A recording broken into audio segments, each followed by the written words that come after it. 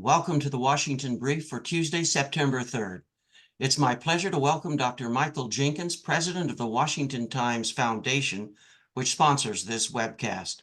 Dr. Jenkins is also chairman of the Washington Times Holdings, the LLC that owns the Times News organization.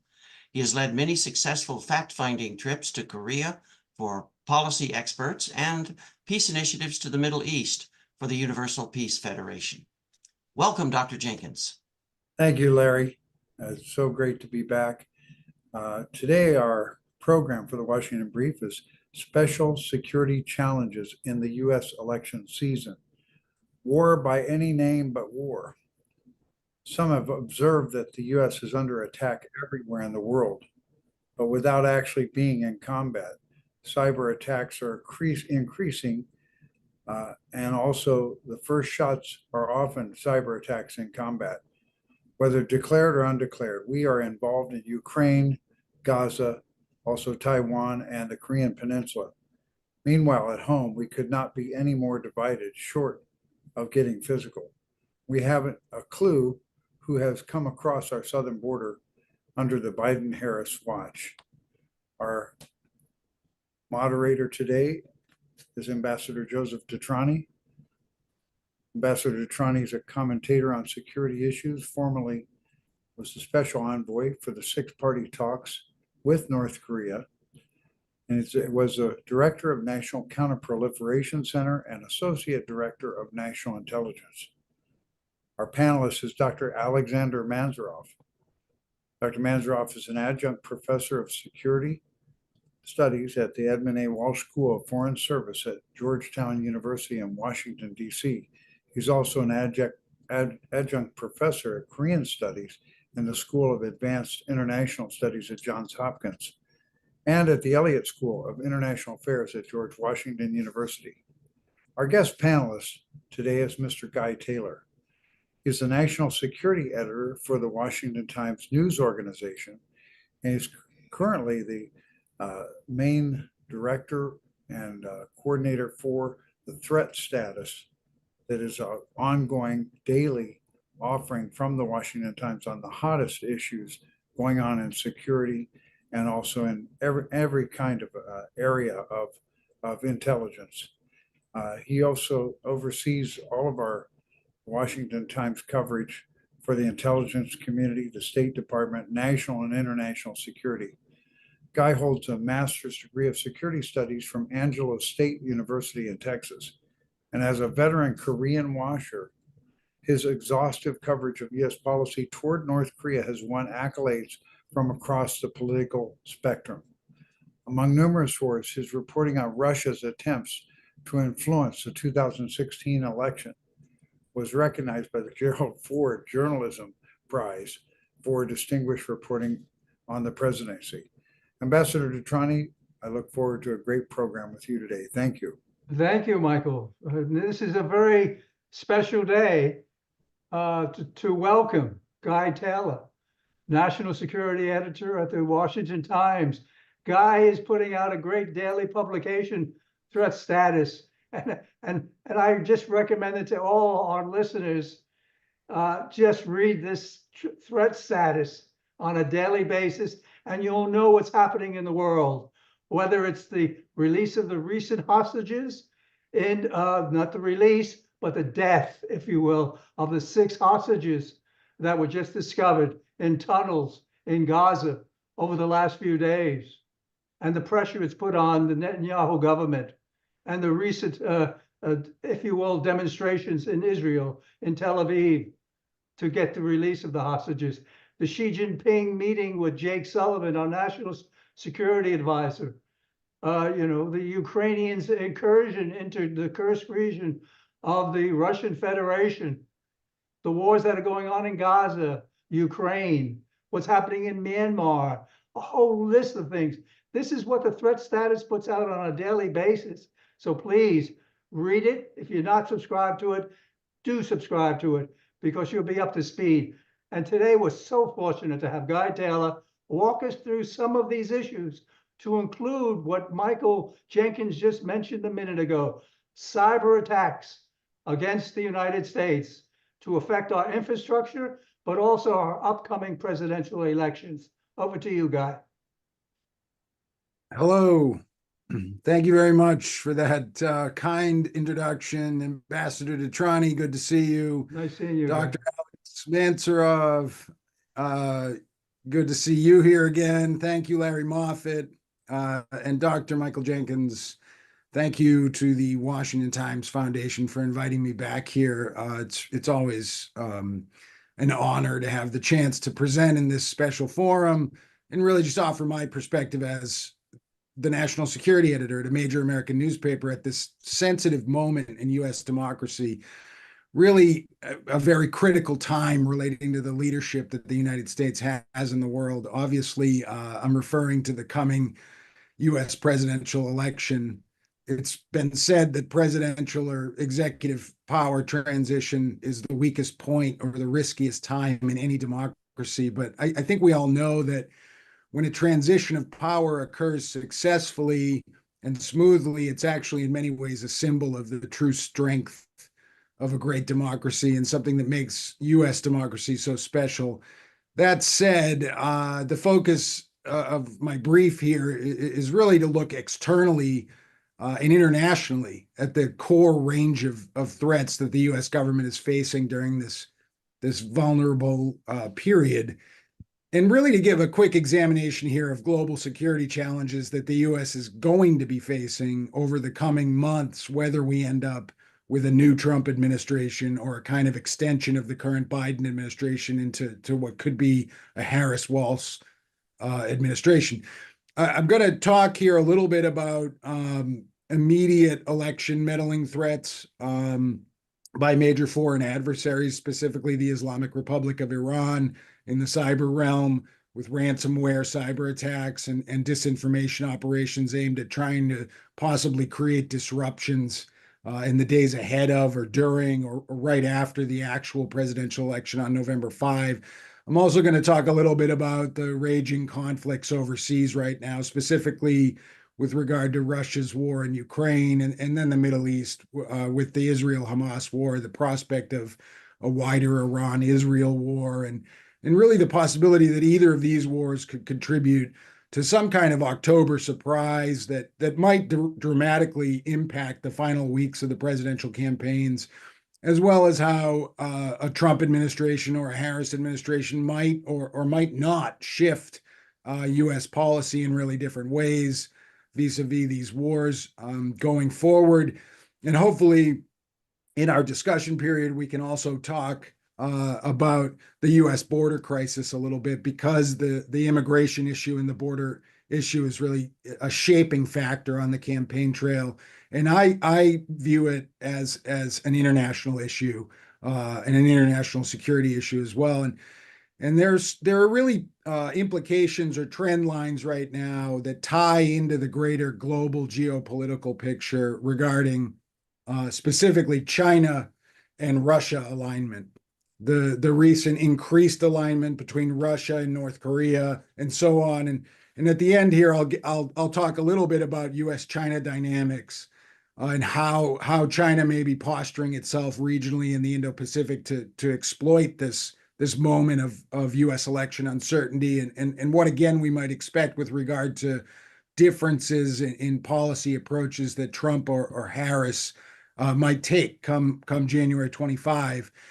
Before we really get into depth, though, this seems like a good time to tell you how we're covering these issues at the Washington Times. I know that Dr. Jenkins and Joe DeTrani just mentioned this. What my team has done in recent months is create a new digital platform, and it's called Threat Status. It's essentially an online hub for original reporting and commentary on U.S. national security, intelligence, defense, and international developments.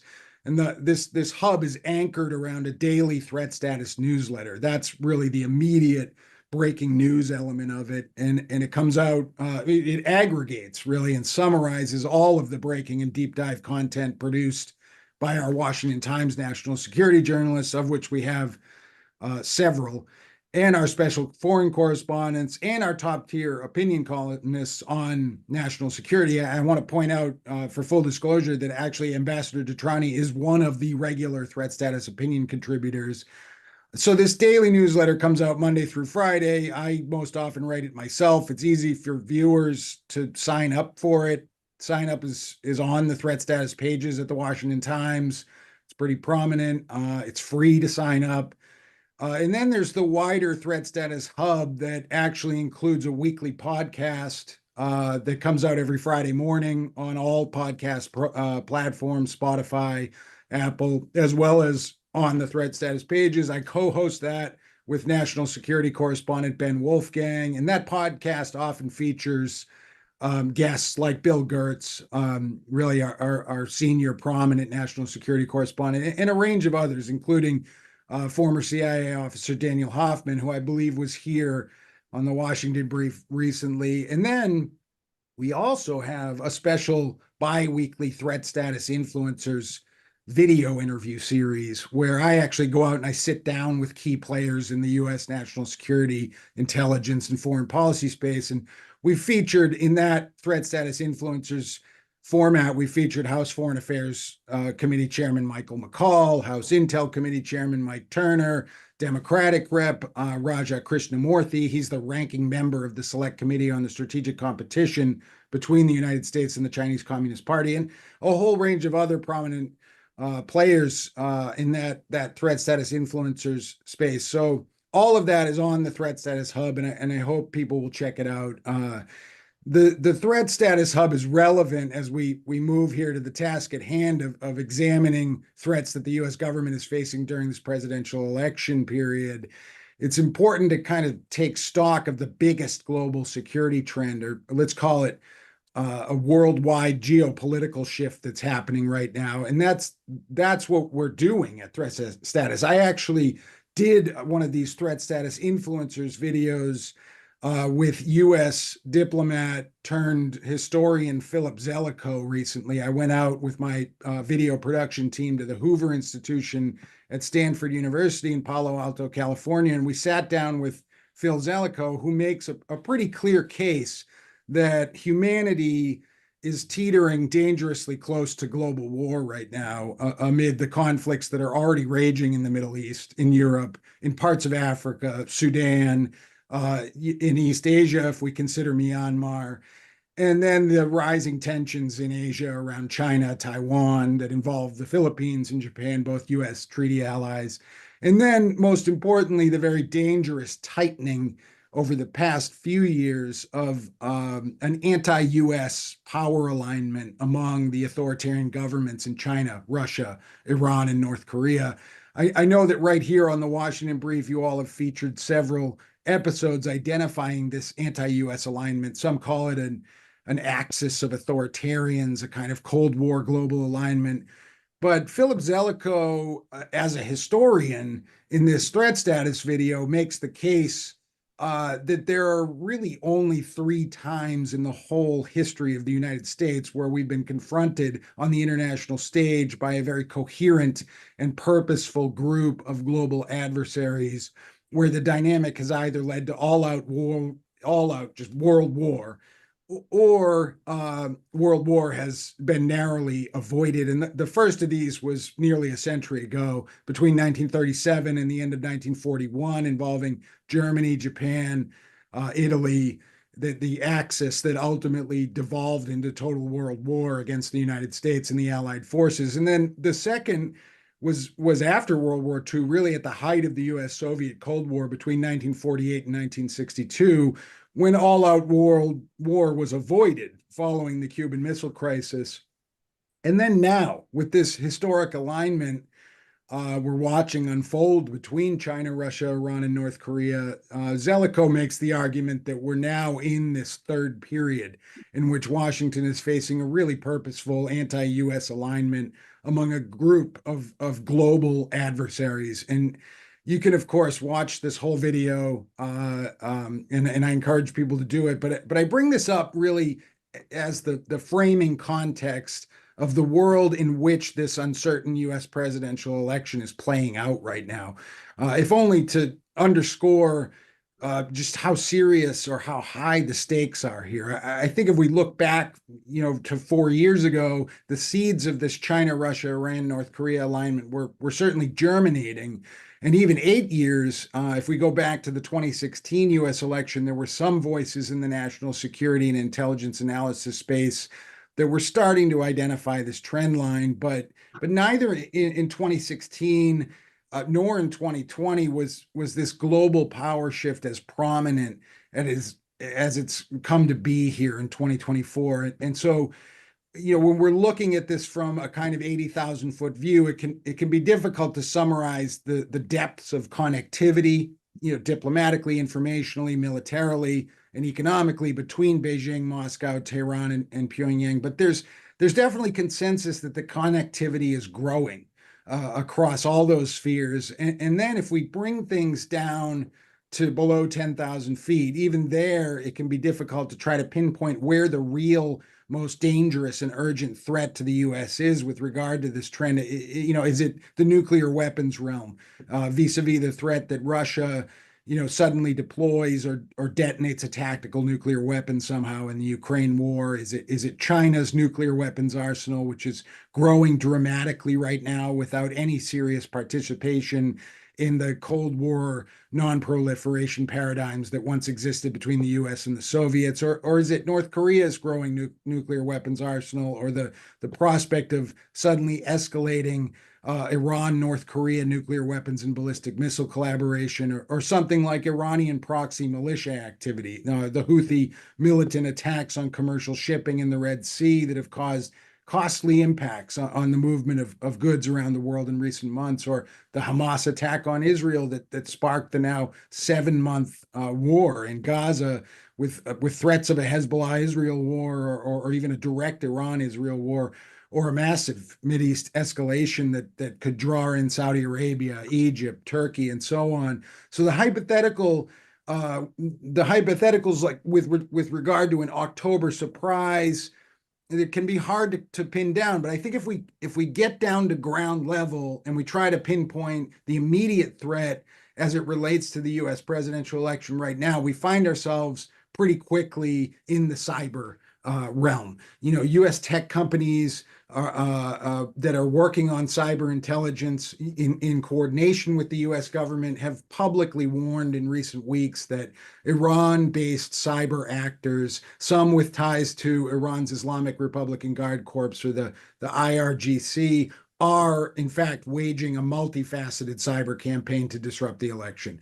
The FBI and the Cybersecurity and Infrastructure Security Agency, that's known in Washington as CISA, they also issued a public statement on August 28 declaring that a specific group of Iran-based cyber actors dubbed Pioneer Kitten. It's always entertaining, the sometimes childlike names that foreign adversary hacker groups seem to have, but that these Iran-based Pioneer Kitten cyber attackers are using ransomware to get wide-ranging computer network access inside the United States. For clarity here, remember that ransomware attacks are when hackers get into a system. It could be a government agency, it could be a local agency, it could be a private healthcare company or a bank. The hackers get into the system and then they essentially block the access of the regular users of that system, and then they demand ransom in order to free up the system. That ransom could be paid in Bitcoin or cryptocurrency. It may be a ransom that's never even paid, but it essentially cripples the internal workings of a given private or government agency system for as long as the attack is going on. So the FBI and CISA have said systems being targeted by Iranian hackers have included ones tied to US education, finance, healthcare, and the defense sectors. And also local governments being targeted. And this stuff doesn't always really make news. And part of that is because it can be confusing to explain. to the common audience. But the second reason is because those being hacked often want to keep it secret. Consider that CISA itself, the top cybersecurity agency of the U.S. federal government, has actually revealed that it was hacked over the past year. Anyway, those being hacked don't always want to go public for political reasons or financial reasons. But there are some details out there in recent weeks that have actually seen private U.S. tech giants, specifically Google and Microsoft and Meta, publicize their own privately gathered, basically cyber intelligence, claiming that there's evidence of Iranian cyber attack operations under this Pioneer Kitten umbrella, including a successful hack of some computer systems in the Trump presidential campaign. And apparently an equally eye-opening but evidently unsuccessful hack attempt on the Harris campaign systems. And then there's this whole other Iranian hacking initiative. Again, I'm citing Google and Meta and Microsoft as putting this stuff out, where these hackers are targeting government systems in swing states. And then they're pushing also this cyber disinformation operation designed to spread basically divisive fake news on TikTok, on social media platforms, with the goal of confusing or misinforming U.S. voters. So right now there is a private sector as well as a U.S. federal government attempt to try to block these hackers and to get the word out about this, almost like a public service announcement. But I think the implications here are pretty sobering from a journalistic analysis standpoint. If we're not seeing a catastrophic kind of Iran-backed cyber attack that takes down an oil pipeline or a major water system or U.S. financial system or a major federal agency, and right now the government is alerting the public about disinformation on social media, this may all look rather insignificant, right? But if the FBI is now, or in late August, and now we're in September, if you've got the FBI warning publicly that this stuff is occurring, to me, it's pretty worrisome, because I think we have to be real about the possibility of a cyber attack that could conceivably disrupt voting or vote counting, perhaps by some kind of ransomware attack or a barrage of attacks on local government systems in the days leading up to or on November 5 or right after.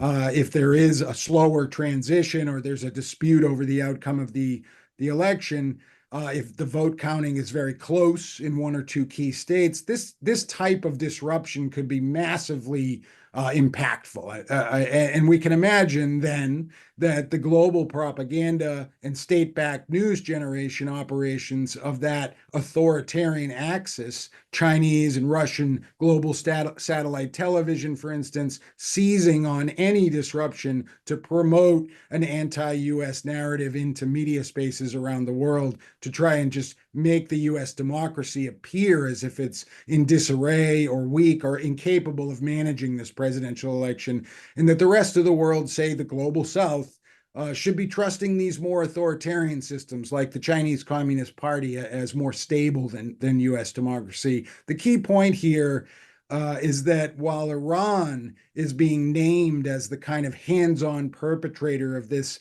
offensive cyber operation targeting US systems, the annual threat assessment put out earlier this year by the Office of the Director of National Intelligence maintained that China, Russia, and Iran all have capabilities and essentially share a common goal of pushing malign influence operations around the US presidential election. So I'm summarizing that. Anyone can go read the ODNI annual threat assessment for themselves and draw their own conclusions. But my read is that it essentially underscores the manner in which these authoritarian states are aligning against the US to varying degrees.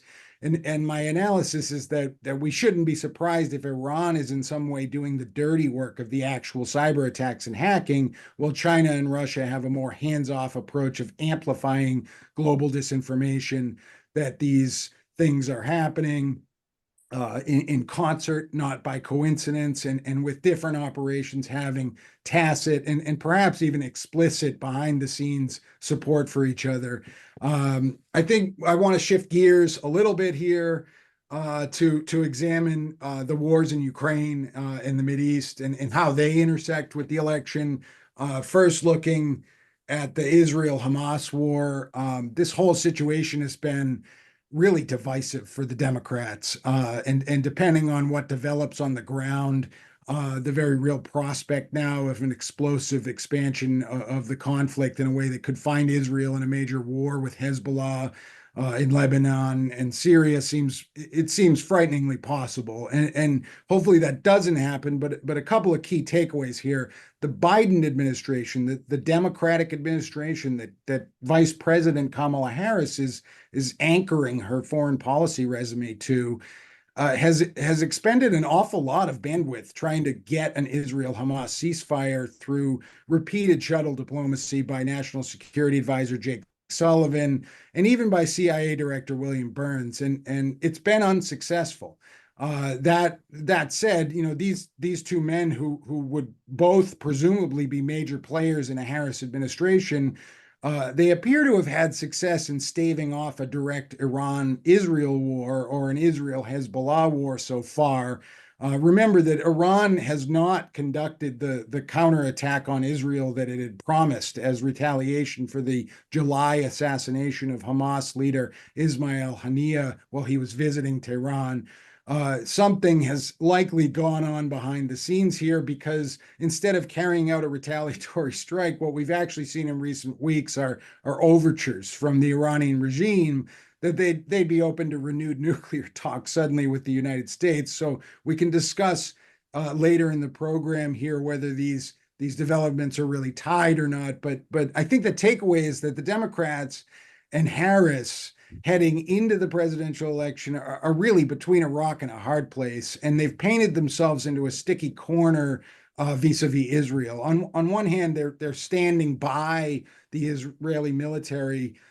On the other hand, they're criticizing it and withholding certain weapons from it amid an international outcry over Palestinian civilian casualties. And it's almost as if Benjamin Netanyahu or the Netanyahu government, excuse me, has made a calculation that the more brazen it gets with pushing the envelope militarily in Gaza or now in the West Bank or testing red lines with Iran, that doing so is actually going to hurt, not help the Democrats in the US election, because it makes the Biden administration appear to its own voter base as if it has no control over Israel. And this just deepens frustration among the far left or the street level Democratic Party activists who are outraged over the death of Palestinian civilians and the failure of the Democratic leadership, the Biden-Harris leadership, to do anything about it.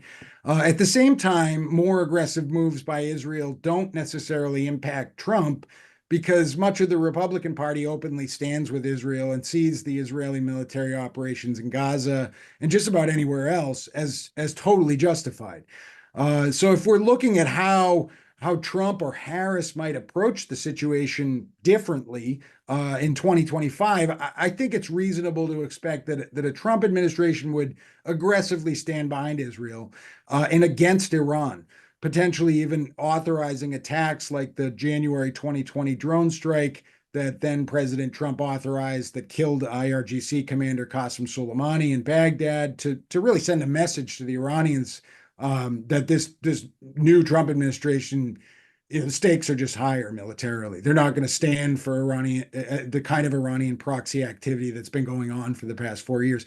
Remember also, though, that Trump's first, symbolically, this is really important, his first international trip as president back in 2017 was to Saudi Arabia. And that was a clear effort to shore up the US-Saudi relationship and draw really the wealthiest of the Gulf Arab powers, to draw Saudi Arabia and Israel together in a kind of security alliance against Iran and its proxies. Yes, of course, the regional dynamic has changed a lot since then. and especially over the past 7 months. So it is a little bit difficult to predict what Trump might attempt in the Mideast. I would expect, though, an aggressive diplomatic and potentially a military push. And it goes without saying then that I think a Harris administration, we could reasonably expect that Harris would try to reach out diplomatically to Iran somehow. It's politically difficult to do that, but I think that Harris would probably follow the same path that Biden did during his first couple of years in the White House, trying to get the nuclear agreement talks going with Iran again in 2021 and 2022. And that was an effort, that ultimately did not yield much progress. And remember here, the global paradigm shift, the original Obama era Iran nuclear deal, the JCPOA, involved Russia, China, and the EU. And if we look at the world geopolitical stage right now, the pursuit of that kind of international deal, it may be totally unrealistic. I think we can debate that in a few minutes when we get to the discussion. If we can go quickly here, I got a few thoughts on Ukraine and on U.S.-China tensions and the overall U.S. policy in the Indo-Pacific. On Ukraine, there's something of a false narrative, I think, in the mainstream U.S. political media right now that somehow Harris would be a lockstep extension of the Biden policy of incremental, albeit expensive U.S. aid packages trickling to Kiev to keep Ukraine in the fight against Russia for as long as it takes, and that Trump would somehow abandon this policy in favor of ending the war at any political or geopolitical cost, just somehow to make peace with Vladimir Putin. I think that's both of those are probably false. In reality, events on the ground in Ukraine are shifting right now, particularly with the Ukrainian military occupation of territory inside Russia in Kursk. This changes the leverage dynamics of any potential end of war negotiations. And I think both the Harris and the Trump campaigns are really keenly aware of this. And I wouldn't read too much into what their vice presidential candidates might have to say at a stump rally. I think you have to see how this comes up in a Harris-Trump debate. Hopefully we have one later this month. President Trump, in my assessment, would push quickly to end the war, but I don't see him pursuing that in a way that abandons NATO or abandons Ukrainian sovereignty or Ukrainian President Volodymyr Zelensky. I think it may get portrayed that way by critics, but in reality, Trump, if he wins, will be coming at this problem as a kind of second-term president who has standing relationships with major world leaders, people who could potentially broker peace between Kiev and Moscow. Trump may have the heft to get China and India and Hungary, all of whom have close but different relationships with Putin, behind a collective campaign to convince Putin to engage in some kind of territorial swaps that could end the war.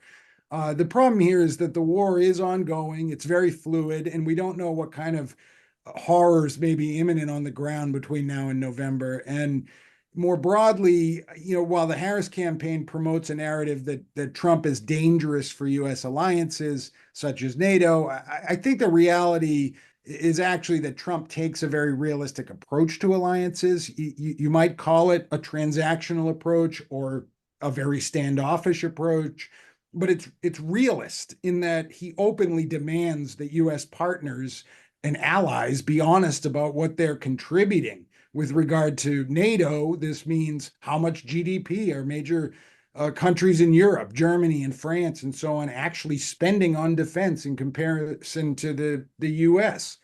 And if you strip away the ugly media portrayals, you find that Trump's approach, as unpalatable as it might be to the media, it's actually spurred measurable increases in defense spending contributions by NATO member states.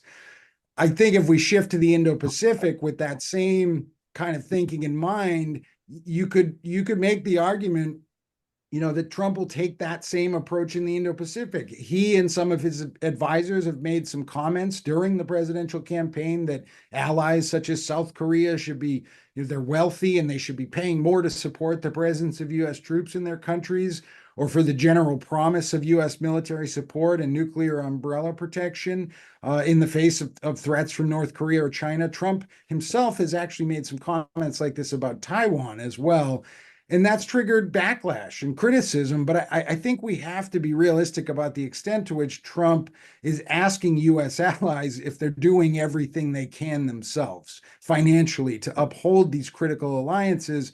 And there's legitimacy in asking those questions, especially at a moment when the United States has a massive federal spending deficit.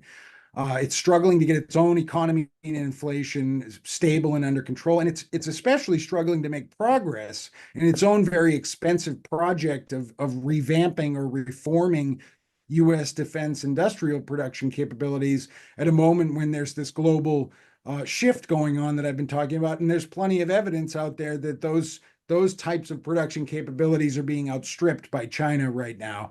And then finally, with regard to U.S.-China relations and tensions directly, the big question is how a Trump or Harris administration moves forward with the very delicate restoration of high-level diplomatic and security meetings that we've actually recently seen happening again between the U.S. and China, this kind of thaw period that the Biden administration has tried to engineer in recent months after what had been a halt in pretty much all major diplomatic contact amid the historic tensions that manifested last year after China flew an alleged spy balloon over the U.S. that the Pentagon ultimately shot down. Trump, I think, can be expected to be much more rhetorically confrontational with Beijing, likely pushing immediately for a direct summit with Xi Jinping and using the threat of trade war or massive tariffs on all Chinese goods, as dangerous as that may be for the U.S. economy, doing that to get leverage to get that summit with Xi. Whereas I think a Harris administration would be more likely to continue this kind of status quo that the Biden administration has been trying to establish along the posture that the U.S. doesn't want confrontation. It just wants to be honest about competition. It's not decoupling from China. We're de-risking across various fronts. And finally, I'm just about done here. I hope we can have an open discussion here about how China's support for Russia's war in Ukraine factors into this, how China's alliance with North Korea also factors into the bigger dynamics. Remember that China is the only mutual defense treaty ally of North Korea. And of course, now Russia is expanding its alignment with North Korea.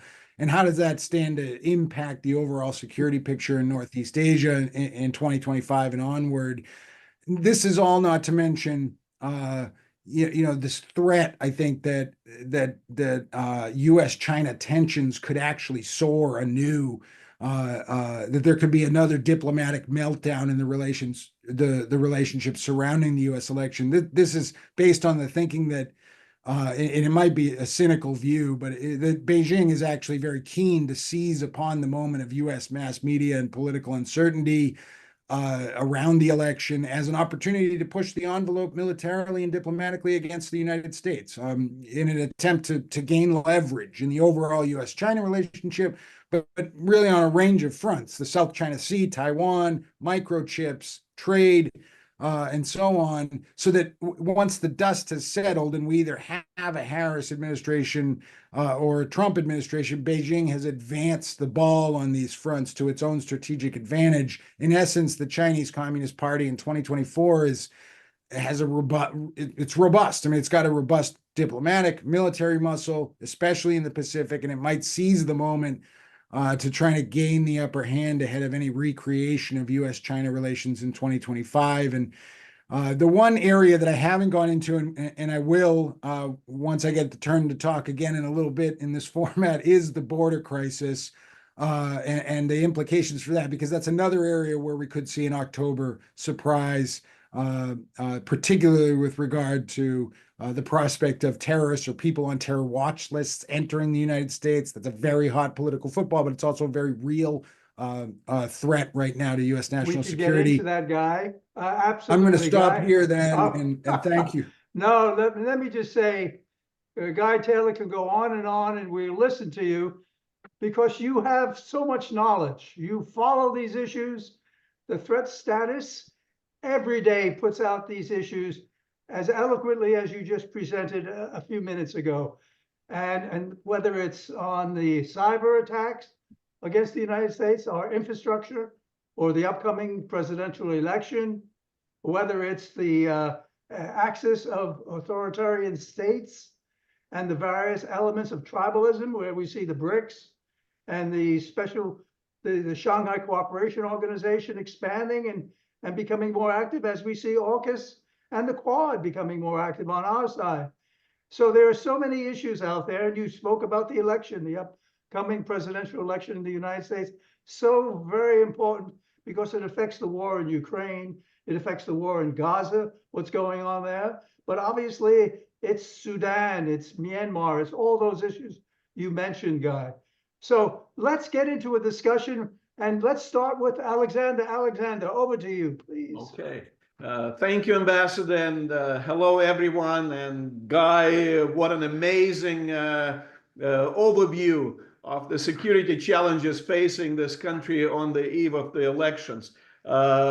Before I make two observations and ask my question, let me highlight the importance of the threat status, which is published by the Washington Times. Really, it's a must-read if you're someone who is interested in national security challenges facing the world today. And Guy and his team are doing a fabulous job putting every single day, the best of their judgments out there on the line for everybody to read. It's modeled after a current intelligence product called The Wire. And so every day you can get the wisdom about what's going on in the world. So threat status, the best current intelligence product done in the public space today, in my judgment. With your morning cup of coffee, that's a must read for everyone. But let me make a couple of observations first, and then ask my question very quickly.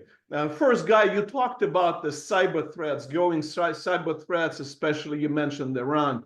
To me, I'm not an expert on these issues, but I know that every single day, the United States, just like many other countries around the world, live under the barrage of thousands, tens of thousands of cyber attacks coming from different directions. Some of them come from advanced persistent threats, so-called APTs by well-known malign actors. Some of them done just by cyber criminals. And so to me, yes, maybe, it's useful to talk about Iranian cyber threat, but it's more like a distraction because really, it could be a false flag operation done by others. It could be, again, I'm not an expert to kind of comment on that. I just know that if you put it, if you phrase it as an attempt of foreign intervention in the US elections to tip the scales, either through some technical means or some disinformation campaign, that raises a larger issue of foreign intervention in our elections. And we know that not only our enemies, but our allies as well, revealed their hand and are pushing very hard, their preferences in this election. Europe doesn't like President Trump. Asia, our Asian allies do not like President Trump, and they're signaling it, in public space openly that this is wild card, crazy guy, he doesn't like alliances, and blah, blah, blah.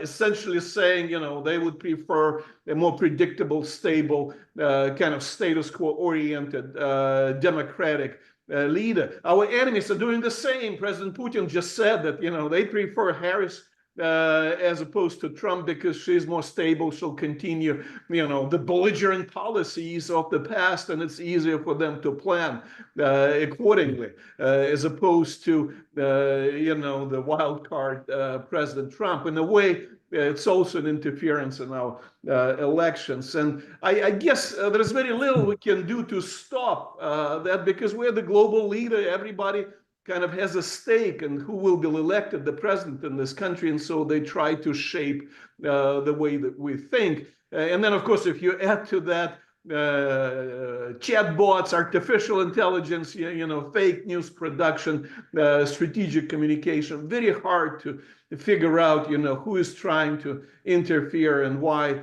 to shape our elections. So that's one comment. The second comment, observation, is about the world today, which I do believe, I agree with you, it's not safer today after 4 years of democratic rule than it was 4 years ago. 4 years ago, the US was not engaged in a proxy war against another nuclear great power. We had, despite difficulties, much better relations with China, less conflictual. Again, there were fewer nuclear weapons in North Korea. And of course, that slide towards global chaos, if you wish, towards the Third World War, which you alluded to, has intensified in the past couple of years. So with those two observations, let me ask you a question. I mean, you alluded to it when you mentioned that despite our expectations, Iran, under new leadership, new president Pezeshkian, has not retaliated against the assassination of Hamas leader Haniyeh, which took place during the inauguration period in Tehran. And my question is, why do you think not? Is it because of the lack of capabilities? Is it because of fear that might cause an escalation? Is it because of some domestic politics? Again, there are speculations that some domestic actors might have been involved in that. Is it because of the strategic intent being signaled by the new leadership in Tehran that they want to improve ties with the West, with the United States? I mean, you referred to some overtures on the nuclear talks to Europe, to the United States, made by the new administration in Iran. So again, I'm curious about your take on why do you think the Iran has not retaliated so far? Because that hurts. That hurts the credibility of that regime, the new regime in Tehran. If anything, it's like with Russia, all these red lines which they draw, and we keep walking over them, significantly undermine the credibility of the Kremlin in international relations. The same might be said about Iran if they don't retaliate. I'm not inviting the retaliation. I'm just puzzled. I want to know your expert opinion on that. Thank you. Absolutely. It's a great question. And I generally agree with your analysis with regard to reading the cyber threat. But the more I've covered cybersecurity, it started really slowly about 10 years ago. And then about 3 years ago, I did some studies on it in my graduate work. And then we brought on Ryan Lovelace at the Washington Times to Threat Status. He's an amazing tech correspondent. He's full-time on it.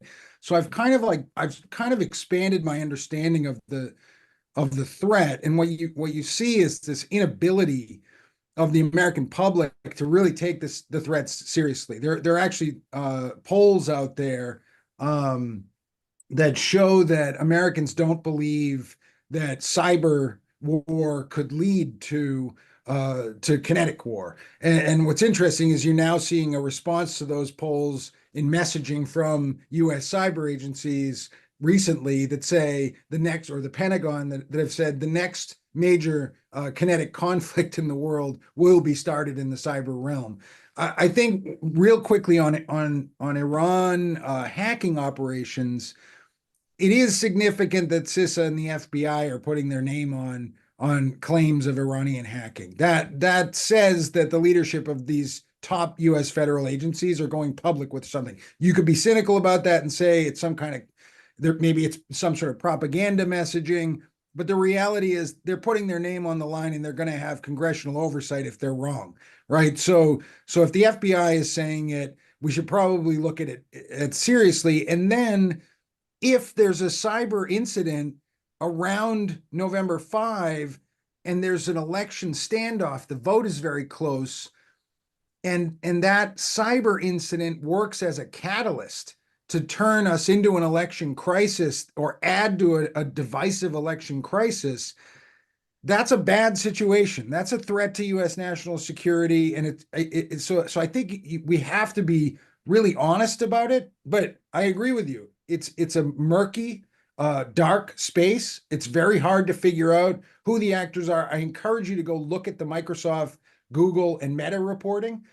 You can find it very easily. Their cyber intelligence outputs tend to be backed up, and they're pretty interesting. And they're the ones that pointed to Iran-based actors and the IRGC. Interesting, the FBI and CISA haven't specifically named the IRGC as an actor in these cyber operations, but Meta, and Microsoft and Google have.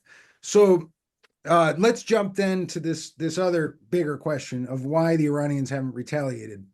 As we all thought that was going to happen, particularly after the Hania strike. I think the place to start in analyzing that is what exactly is going on politically inside Iran right now. One of the biggest things that's most disturbing about the axis of authoritarians is that we're talking about four countries that are pretty opaque in their civil society at this point.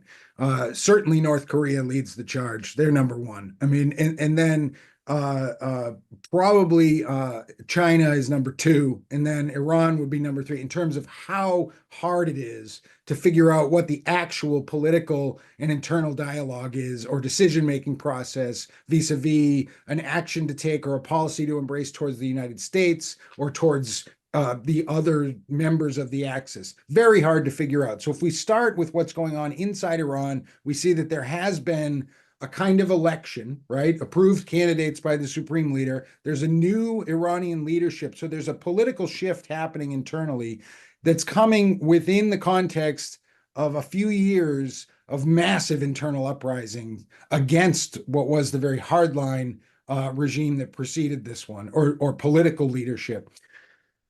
I think that factors into the decision making, right? That the new government may actually be saying we want to talk to the West. That might actually be part of the calculus of if we carry out if Iran carries out a massive strike against Israel right now, and Kamala Harris wins the White House, it may be difficult to restore nuclear talks that could be in Iran's interests for all kinds of reasons. It could create cover to continue developing a nuclear weapon, or it could legitimize Iran eventually as a nuclear armed state. But the point is, if there's a massive strike and it derails the prospect of those talks, that would be bad for Iran. And then if Iran carries out these strikes and Trump wins the White House, that's a deterrent right there, because Trump has already put his name on the line with the Soleimani strike in 2020. And I think the Iranians may be kind of counting their chips right now, saying if we do something, if we really reestablish the red lines in the Middle East here, and we suddenly have a Trump White House, we can't predict. The Americans could authorize a bombing of cities inside Iran. Something that really changes the whole posture could happen. So I think, yeah, that there's a possibility, again, that there's a possibility that the Iranian regime is making these calculations. But I think the final point on it is that we don't know what the strategic calculus is. And this is what goes back to my point earlier about Philip Zeliko's interview with Threat Status. And he actually wrote about this in the Texas National Security Review recently. So viewers can Google that and find an amazing piece that he did. That what's comparable about this moment to last century is you have a global dynamic where the most organized groups in the species, the great powers, don't know what's going on amongst each other. that our ability to really read what the CCP is thinking about these issues, it might be shifting week to week, because they're watching very closely the Russians now, because this new alignment between Russia and North Korea that directly affects China. And we don't, our ability to keep up with that analysis, I'm not giving any indictment of US intelligence, because there's all kinds of US intelligence activity going on in that space. But our ability to figure out what's happening in these very closed, opaque, authoritarian, adversarial powers, figure it out, and then politically process it in a So, way that Guy- results in effective policy. Guy, let me interrupt, because we only have a few more Sure. minutes here Sure. with a few comments and then one final question for you, Guy. Look, great presentation. I can't say enough about the threat status. It really pulls it together. But look, you spoke about these issues this morning, this afternoon, I should say, and in a very comprehensive way, whether it's cyber, whether it's the element of tribalism, whether it's when we see the groupings, whether the BRICS is becoming greater in numbers, the Shanghai Cooperation Organization, AUKUS on our side, the Quad. You talk about communications. Well, we did see Jake Sullivan recently have a good session with Xi Jinping and with Foreign Minister Wang Yi and the Vice Chairman of the Central Military Commission in China. I think that's positive. But when we look at the tension in the South China Sea, especially with the second Thomas Shoal and what's happening with the Philippines, we have to say, my God, that could escalate very quickly. When we see the pressure on Taiwan and what China is doing in the Taiwan Strait to intimidate the government of Taiwan, we have to say, my God, that could escalate very, very quickly. So, and then what we see in, you just talked about Iran. Well, Iran with their proxies, you talked about Lebanon, Hezbollah, and we see that the potential for conflict with the Haniyeh assassination and the likely response of Hezbollah. And Iran is behind this, to include certainly Hamas and what's going on in Gaza and the recent killing of the 6 hostages. I mean, how dastardly that is, what's gone on here, how tragic that is, and what's happening with the Houthis in Yemen and the Red Sea and so forth. So Iran has been a catalyst, and Iran is a threshold nuclear weapon state. And everyone is looking at what's going on with Iran. And I maintain Iran is not only unpredictable, Iran is a cause. Iran is inciting their proxies to do exactly what they want them to do. And they may make overtures on their nuclear weapons program, but like with the JCPOA, a lot of those overtures are, we're a threshold nuclear weapon state, and we can get nuclear weapons within weeks, and so forth. So there's a lot there that's going on.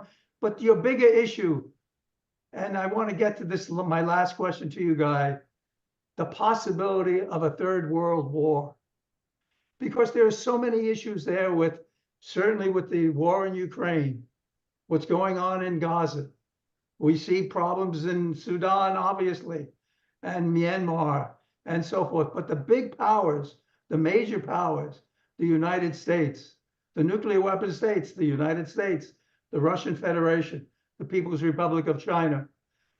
This is where there is tension, and there's not that communications. Hopefully with China, it's working out a little better. But my question to you is this. We're coming up to the 79th session of the United Nations General Assembly on 10 September. Is there a greater role the United Nations could be playing to bring back this thrust, to move us more in the direction of deterring, preventing conflict? Because we've not been very effective on deterrence and prevention. Is there a greater role for the United Nations, and certainly in the 79th session of the General Assembly in a few weeks? Is this an opportunity for the United Nations to step up and for the major powers to support the United Nations?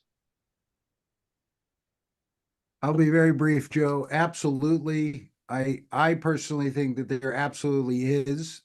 the issue becomes that achieving a greater role for the United Nations would require historic level messaging from U.S. leadership. I personally was in New York for President Biden's speeches, and the energy of those I didn't see it. I didn't see that energy in those speeches at the UN in recent years. I also was in New York when Donald Trump last spoke to the UN, and I saw the energy, but his messaging was not historic to the unity and relevance of the United Nations at that time. It was more confrontational. So I think we absolutely could seize on that. I also want to emphasize in response to what you're saying, the importance right now of U.S.-China dialogue of some kind, and especially military to military dialogue, because the world went into free fall last year when military to military dialogue between the United States was cut off for several months. It's finally being restored now. And you're talking about deconfliction, essentially. And then the last piece of that is the United Nations could play a role, and the United States especially could play a role in finding a way to stop the current conflicts that are happening. The Israel-Hamas war, the Mideast war, that you start there rather than escalating to a bigger world conflict. If you can stop the Mideast fire, if you can stop the Iran fire, if you can stop the Ukraine fire, then you can get into some kind of a space where world war could be averted, I think, rather than adding another conflict and another conflict to the point where we look out at the global stage and we see that we may not be in a World War II style situation, but there are 5 or 6 or 7 major wars going on, and it's inevitable that we're in global conflict. How can that be prevented? Excellent, Guy. Just outstanding presentation, Guy. I can't say enough about what you shared with us today. Certainly the threat status is a must read for everyone. Thank you so much for your great work. Michael, over to you. Thank you very much. Thank you, Ambassador DeTrani, for another excellent program for the Washington Brief.